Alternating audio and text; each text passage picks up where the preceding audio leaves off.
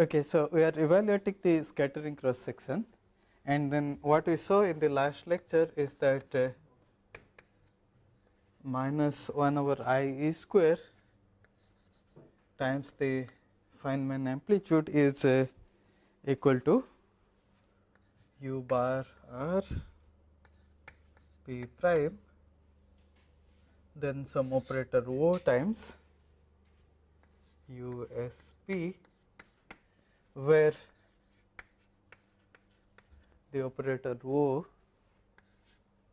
is given by minus epsilon slash k prime epsilon slash k slash divided by twice p dot k plus epsilon slash k epsilon slash k prime slash divided by twice p dot k prime. What we need to evaluate is mode square of this quantity. So and also we are not assuming any polarization for incoming electron and outgoing electron. So what we need to do is we need to evaluate this quantity half sum over r s mod u bar r p prime u s p mod square. This is the quantity that we need to evaluate, because if you look at the formula for the scattering cross section, this is the only place where the electron polarization comes. The rest all are phase factors and integration measures and so on. There is nothing other than that. So we will evaluate this quantity here, and what I will show is this mode square is equal to trace of O p slash plus m divided by 2m O bar p prime slash plus m divided by 2m, where O bar is defined to be gamma 0 O dagger gamma 0. This is what we will show in a moment, and then we will evaluate this trace. So let's work out this expression and then show that this is equal to trace of a bunch of gamma matrices. So the LHS is sum over R S mod of u bar r. I can write it in terms of its components. Remember, all these in addition to the spin indices, they also carry the Dirac indices. These are Dirac spinners, 4 component spinners. These are Dirac matrices, a product of a bunch of Dirac matrices, a linear combination of Dirac matrices. So this quantity u bar r o u s is just a number in Dirac space. So I can expand it in terms of the Dirac indices. Then I will get u bar is nothing but u star of I will call it as r alpha p prime. U bar is u dagger gamma 0. So I will consider this to be u dagger gamma 0 O, a single operator, and then there is a vector here which is us. So alpha-th component of this gamma 0 O alpha beta, and then us beta of p, this mode square. So what is the mode square of this quantity? It is just the conjugate of this times itself. So,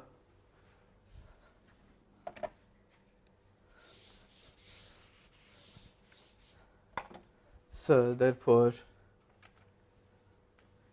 LHS is equal to sum over RS U R alpha 1 I will use for this one P prime, gamma 0 O star of alpha beta, okay, and then U S alpha 1 beta 1 U S beta 1 of P, U S beta 1 of P star, thank you. This times the same quantity which appears there, except that we will use alpha 2, beta 2, etc. for the domain indices. So, U R alpha 2 star of P prime, gamma 0 O alpha 2 beta 2 U S beta 2 of P. These are components of Dirac gamma matrices, and these are components of Dirac spinors. Since the components are numbers, I can freely move them wherever I want. So, I will rearrange these terms here. So, let us rearrange it appropriately, so that we can use this relation here, sum over S U S alpha of P U S beta of P bar is equal to P slash plus M over 2 M alpha beta. So, we will arrange the components in such a way that we can use this identity repeatedly, and then we will finally substitute the projection operator for that. You can see here, for example, I can write U S beta 2 P U S beta 1 P star, but I need to write it in terms of U bar. So, the first term here I will substitute it as U bar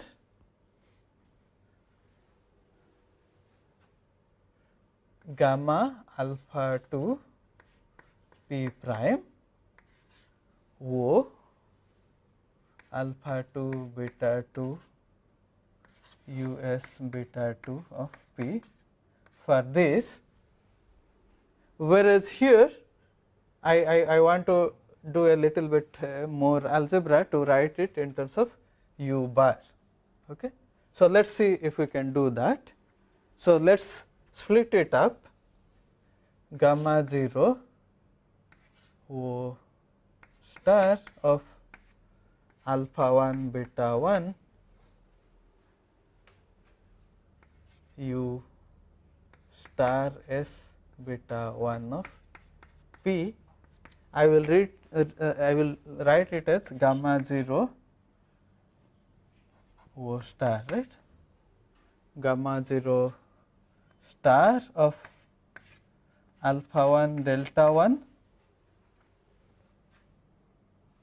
O star of delta 1 beta 1 and U S beta 1 star of P.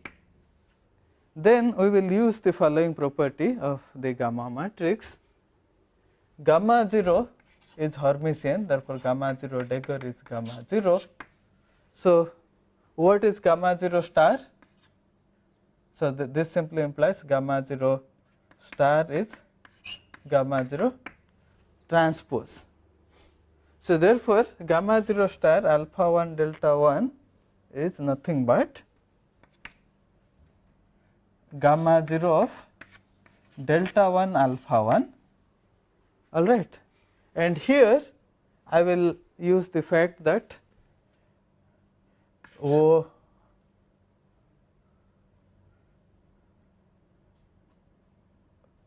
star is O dagger transpose, right. For any operator O, its transpose of its Hermitian conjugate is just the conjugate of itself. So, therefore, O star delta 1 beta 1 is nothing but O dagger of beta 1 delta 1, and then U s beta 1 star of P. Okay.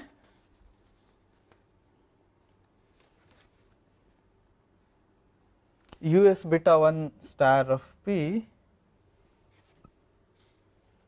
So, this is simply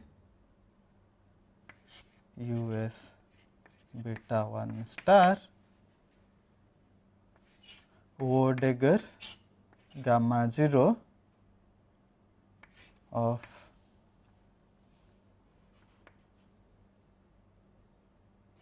beta 1 alpha 1. Okay.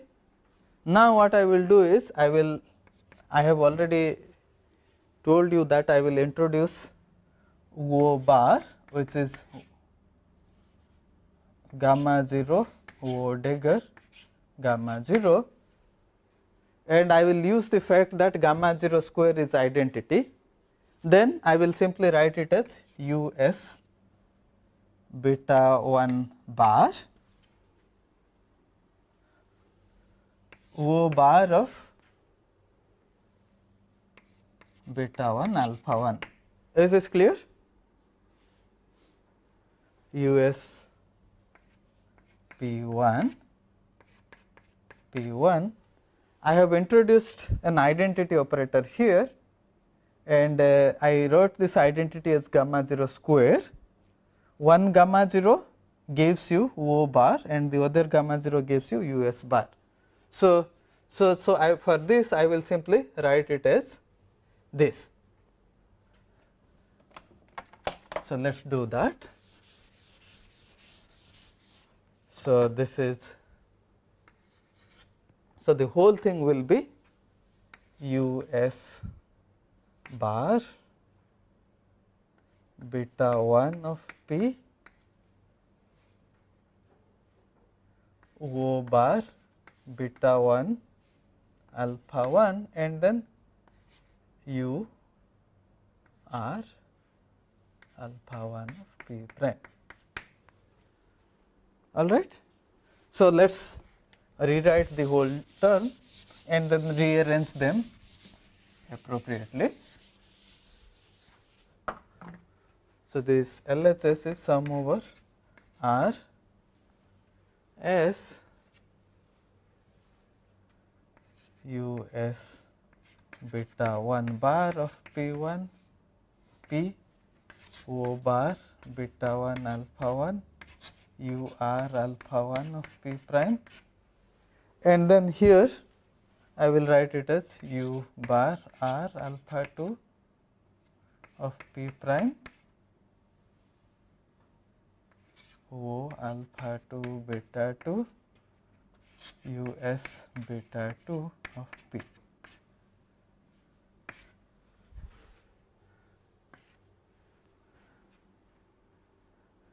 Now, since these are numbers, I will write these numbers, these two numbers at the end. So, then it is simply sum over R s U r alpha 1 P prime U bar r alpha 2 P prime O alpha 2 beta 2 U s beta 2 of P U bar s beta 1 of P O bar of beta 1 alpha 1. But now you see that it is of this form here. Therefore, we will use this relation there, and then we will substitute this for P prime slash plus m over 2 m, and similarly here I will use that identity, then this term here will become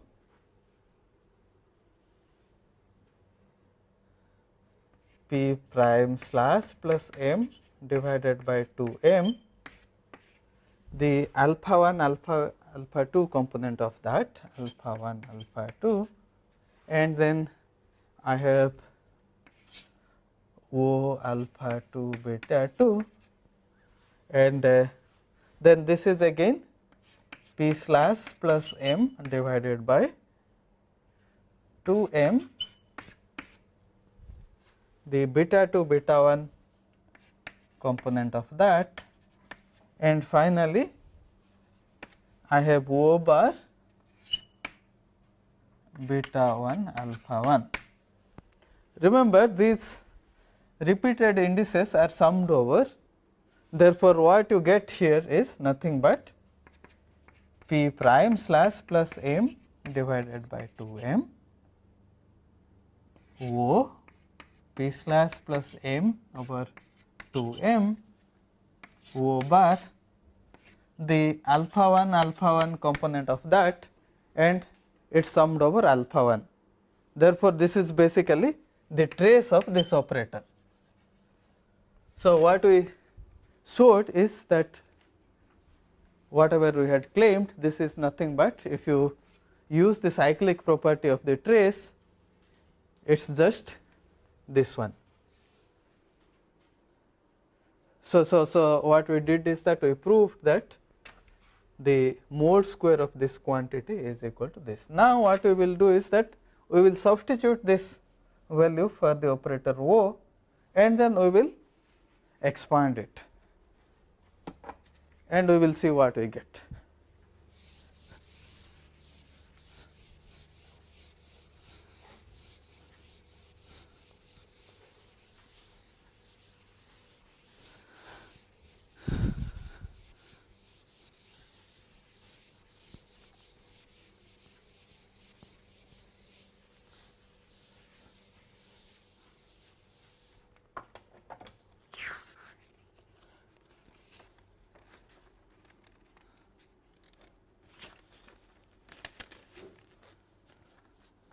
So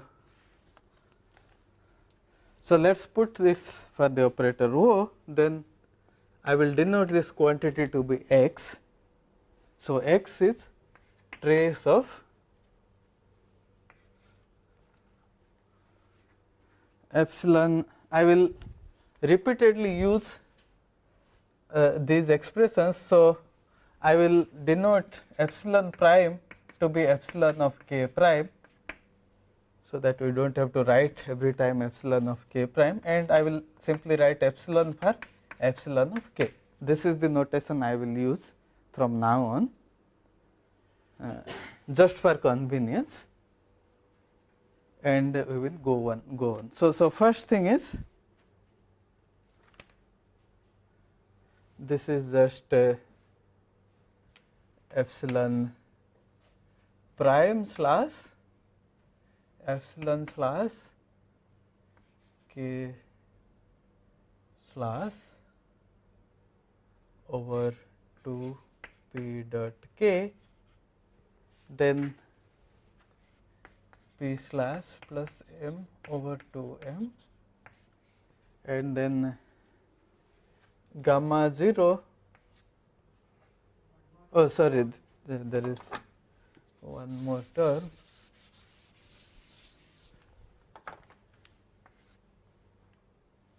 plus epsilon slash epsilon prime slash k prime slash over 2 p dot k prime, then p slash plus m over 2 m, and gamma 0, this quantity dagger, epsilon prime slash epsilon slash k slash over twice p dot k plus epsilon slash epsilon prime slash k prime slash over 2 p dot k prime dagger gamma 0 and then p prime slash plus m divided by 2m. This is the trace that we need to compute.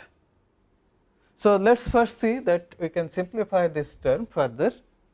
This dagger, look at a typical term epsilon gamma 0 epsilon prime slash epsilon slash k slash dagger gamma 0. So, what do you get for this? This contains a bunch of gamma matrices. So, you have gamma mu, gamma nu, gamma rho dagger and gamma 0 is multiplied both sides. So, this will simply give gamma 0, gamma rho dagger, gamma nu dagger, gamma mu dagger, gamma 0, but gamma rho dagger is gamma 0, gamma rho, gamma 0. So, gamma 0 square is identity, therefore, you get gamma rho and then there are two gamma zeros here, one from this dagger, one from this. So, this will simply give gamma nu, gamma mu. So, this bar just reverses this order here. So, therefore, this quantity will simply be k slash epsilon prime slash. Similarly, the second term here will have this, the order will simply get reversed and nothing else will change. So, using this we get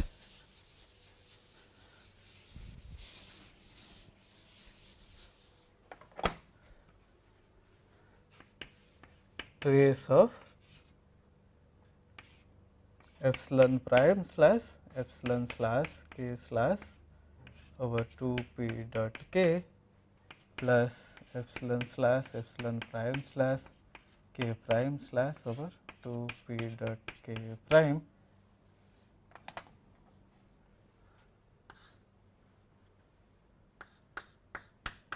p slash plus m over 2m.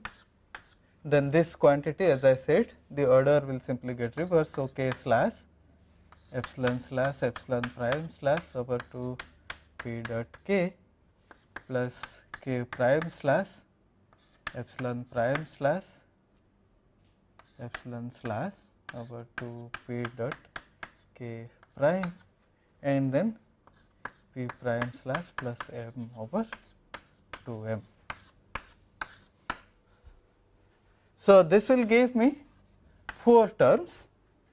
I will denote them as T1, T2, T3, T4. For example, T1 is nothing but trace of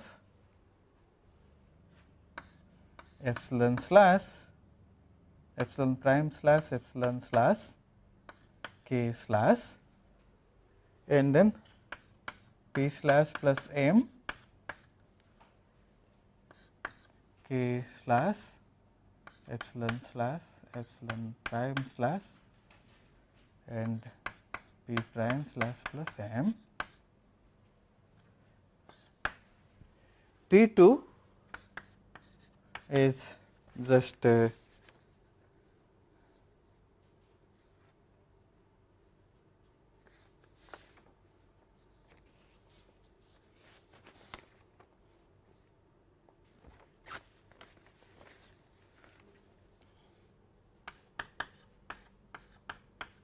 prime slash epsilon slash k slash p slash plus m and then the second term k prime slash epsilon slash p prime slash plus m, and similarly T3 and T4. T3 is just the product of this term and this term with this and this, and T4 is the last two terms multiplied together. So, what we will do is that we will evaluate T1 and T2, and then T3 and T4 we will see how we can evaluate them from T1 and T2 simply by some change of variables, and by using some symmetry of these terms we can just get T3 and T4 from T1 and T2. So, what I will do is that I will show to you that we can evaluate this trace, and at the end we can show that T1 is equal to 8 P dot K times twice epsilon prime dot K square plus P dot K prime, and T2 we will evaluate, and we will show that the value of T2 is somewhat complicated. 8 P dot K P dot K prime into twice epsilon dot epsilon prime square minus 1 plus 8 epsilon dot K prime square P dot K minus 8 epsilon prime dot K square P dot K prime. This is what we will show, and then we will also argue that T2 has to be equal to T3, and T4 can actually be derived from T1.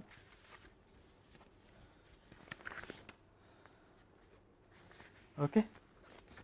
So let's evaluate T1, the trace, explicitly, and then show that this is in fact equal to the first term.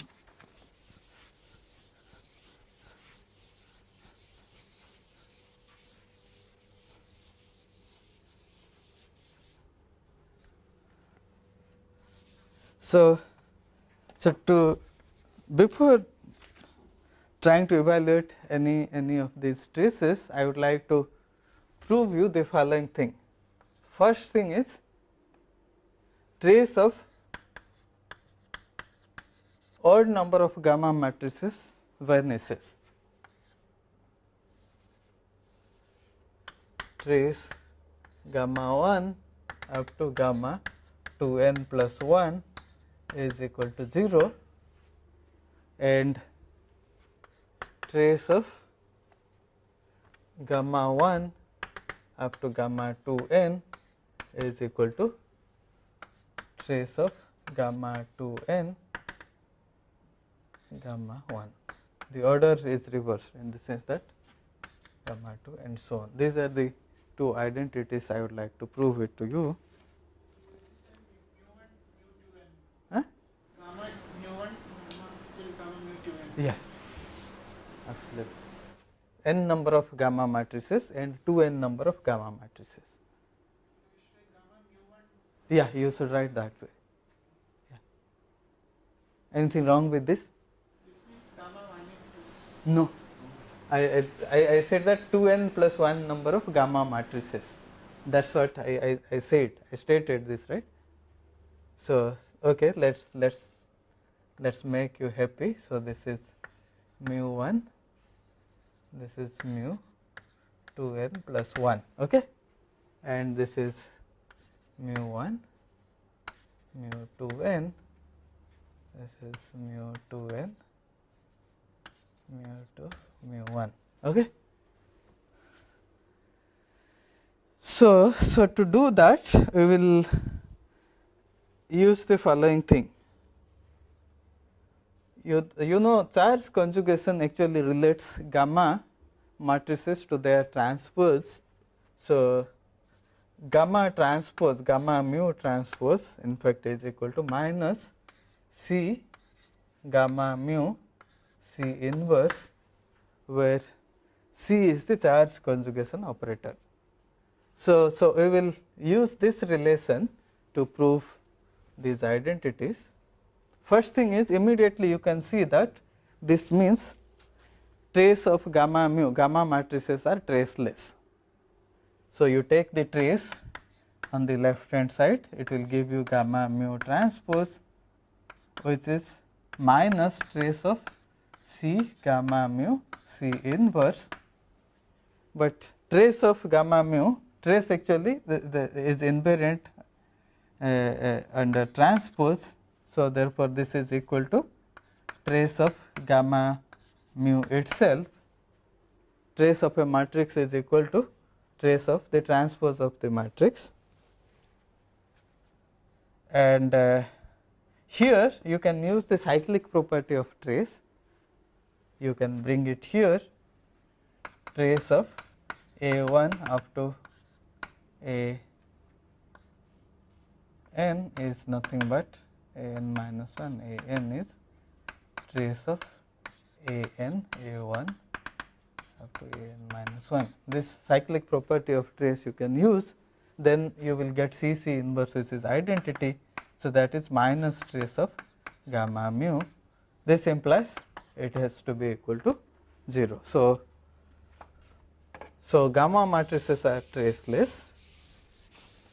Then what I can do is that you can, let us say, take 3 gamma matrices, trace of gamma mu, gamma nu, gamma rho, all right,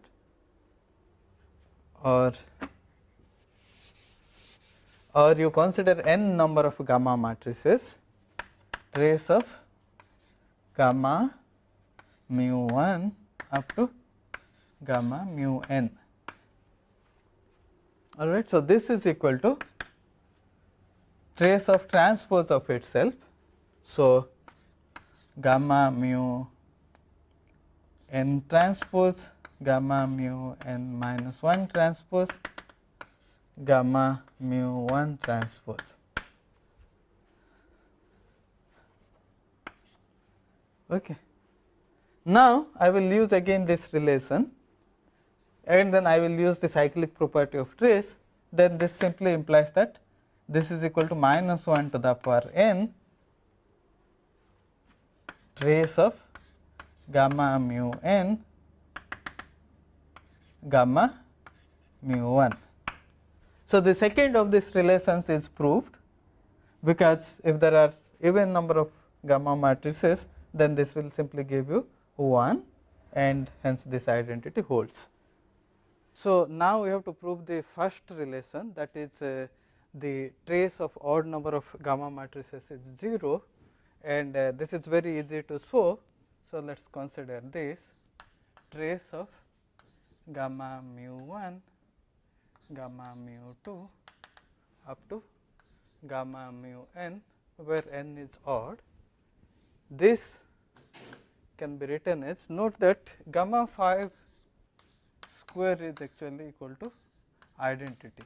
So we will insert an identity here, and when we do that, this is simply trace of gamma 5 square, gamma mu 1 up to gamma mu n, and this is just equal to trace of gamma 5, gamma mu 1 up to gamma mu n, and retain one gamma matrix here, and the other you take it to the extreme right. Remember, gamma 5 anti-commutes with gamma mu's.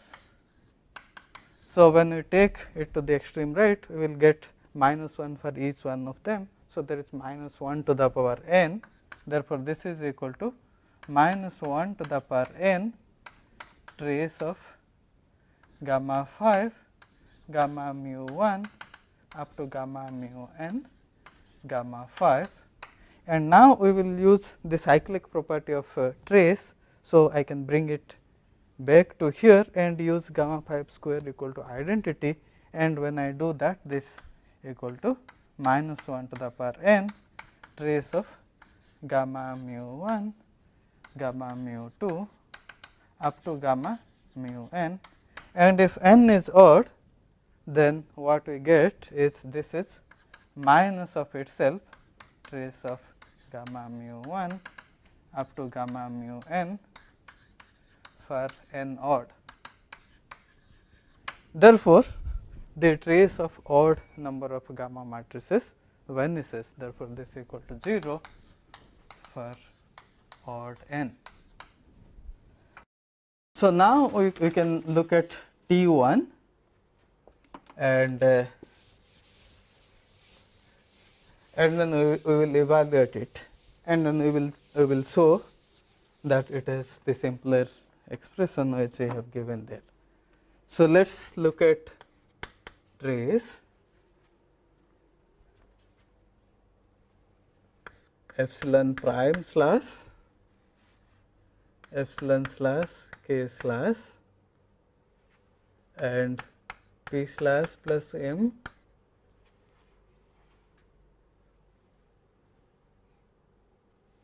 k slash epsilon prime slash and then p prime slash plus m. This is what is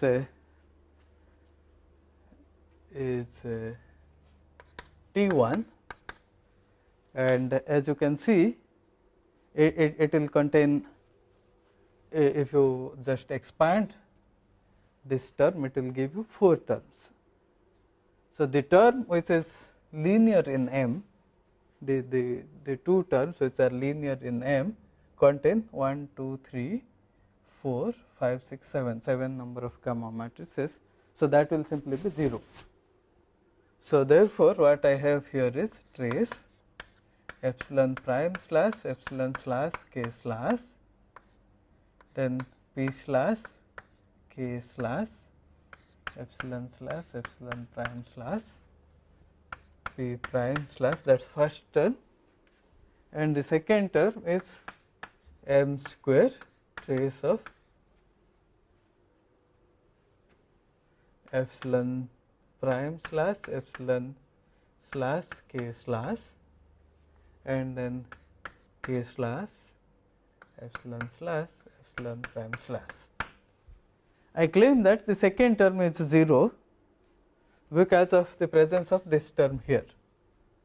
You have k slash which is equal to gamma mu k square, right? We have done it in the previous lecture, k square. So, this is equal to 0, therefore, the second term vanishes.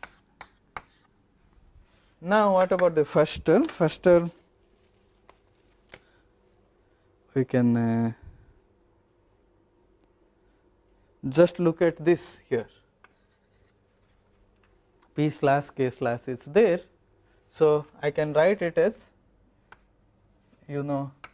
p slash k slash or any operator a slash b slash is equal to minus b slash a slash plus twice a dot b, because this is a mu b nu gamma nu, but gamma nu is a mu b nu times twice eta mu nu minus gamma mu. So, the first term will give 2 a dot b and the second term will give minus b slash a slash. So, this identity we will use extensively. Let us use it here. This will give me minus k slash p slash plus twice p dot k, but the first term where there is a minus k slash p slash, this k slash is here. So, it will give k square, which will give you 0. So, the first of these 2 terms is 0, therefore, what you get is 2 p dot k trace of epsilon prime slash epsilon slash k slash epsilon prime slash p prime slash. Okay. So, this is what we get for T1. Now,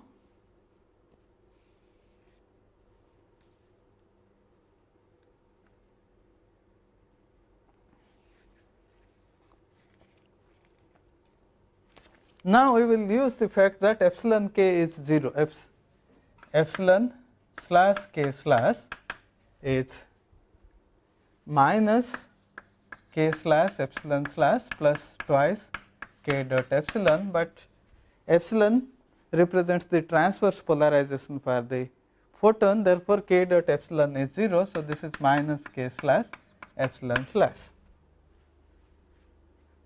So we can use this relation, then this is minus twice p dot k trace of epsilon prime slash, this will give me k slash epsilon slash epsilon slash epsilon prime slash p prime slash. What is epsilon slash epsilon slash? It is minus 1, right. So because of the metric that we have chosen, this is minus 1. So this will give me simply twice p dot k trace of epsilon prime slash k slash epsilon prime slash p prime slash. So all this complicated looking term, we just reduced it to this simpler expression. Again, what I can do is that I can flip this here. So that will give me twice k dot epsilon prime and then plus minus k slash epsilon prime slash, but then epsilon prime slash appears twice here. So that will give me minus 1. So this quantity here will be 2 p dot k times twice k dot epsilon prime trace of epsilon prime p prime epsilon prime slash p prime slash, and then plus twice p dot k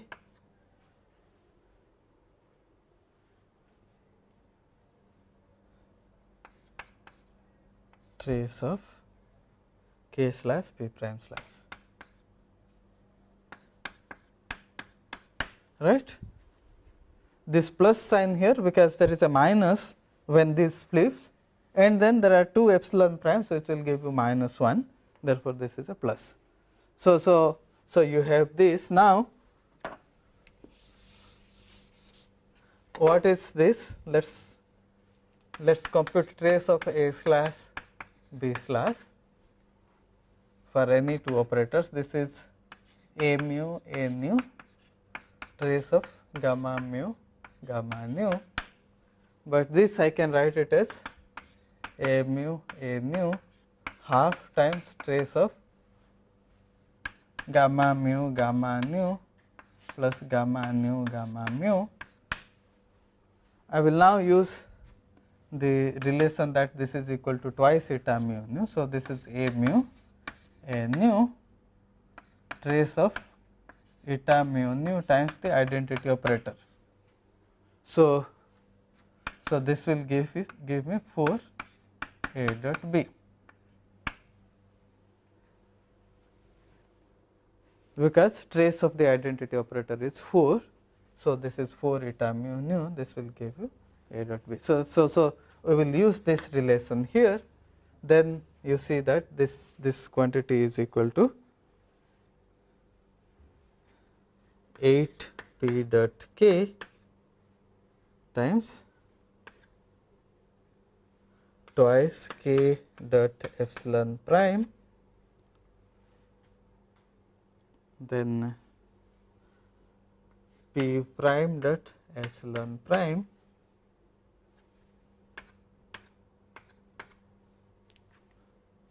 plus k dot p prime. Okay. This is still not the desired form, but remember that